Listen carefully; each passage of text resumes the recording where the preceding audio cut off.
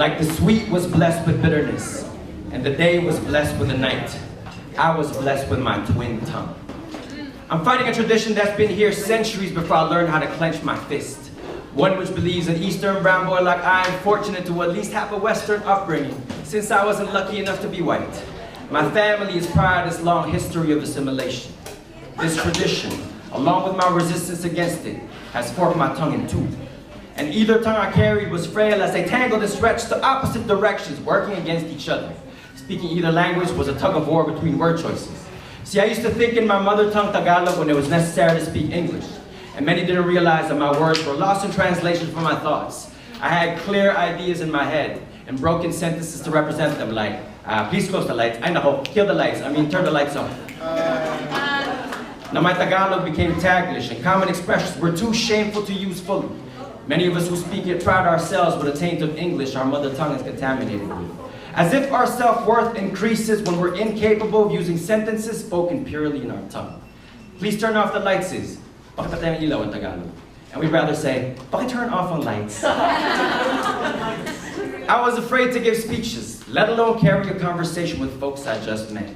Ignorant fools thought the way I spoke was funny. They didn't understand, like a migrant farm worker, my tongue did twice the work. It took twice as much just to say something.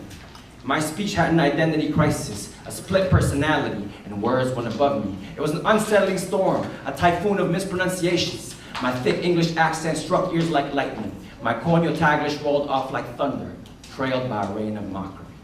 And I, caught in the eye of this chaos, lost in both assimilation and resistance, found a silver lining in the clouds, poetry. A calling to cultivate my heritage into a force of nature.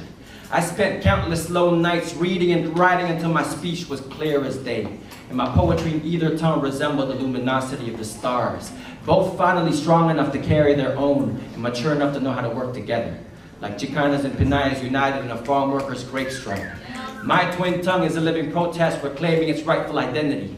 My speech took twice the work. My poems now carry twice the legacy. Each time I utter a word, I'm reminded of my indigenous tradition and my new world ambitions. You see, colonization didn't make me a victim. It made me a conqueror of oppression. I was blessed with the same weapons used to kill me, to breathe life back into my roots and use the emperor's tongue to decolonize the mind. The bitter distaste for my mother tongue is why I ferment grapes of wrath, ball them up, and serve my poetry sweet. So now when I speak, I ask, please close the lights. Bakit turn off ang lights? So that my words may reflect the galaxy of profound struggles it comes from in the dark. Para may larawan ng salita ko ang dakilang pakikibakang pinanggalingan sa kalawakan ng gabi. My twin tongue, like lightning and thunder, may be trailed by a rain of applause.